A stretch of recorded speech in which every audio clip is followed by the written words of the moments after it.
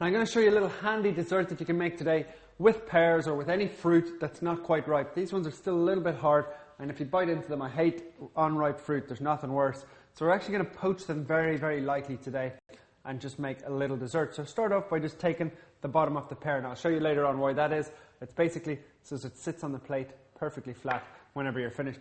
Yeah, we're just going to try and peel away, and what we want to do is leave this little piece at the top intact because that's very nice for presentation, and we want to really preserve the shape of the pear as much as possible so as it sits naturally on the plate after it's been poached and it looks like an entire pear. So just very carefully, very slowly, with whatever knife you feel most comfortable with, just peel down the outside. Just like that.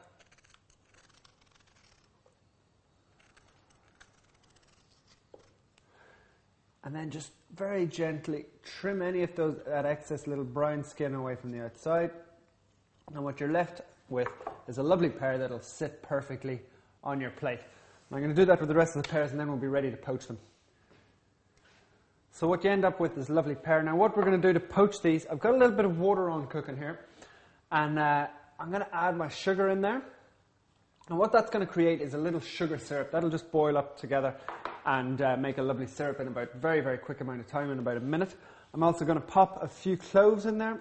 Those will just perfume the pears as they cook. And a lemon, which will stop the pears from discoloring. So in they go. Now what's very crucial here is that you just keep the pears ticking over when they go into that water. You really don't want them boiling because they're they could fall apart. So just very, very gently. We're going to cook them for about 20-25 minutes at a simmer.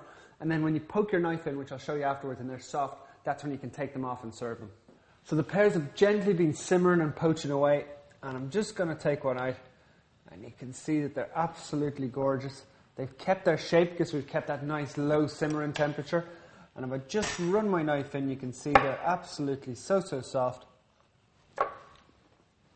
And from something that was sort of tough and not ripe, we've turned it into an absolutely really, really simple dessert. And now it's up to you what you want to combine that with. A little bit of mascarpone cheese perhaps, maybe some simple ice cream, or just a little syrup. But that's how you poach a very simple pear.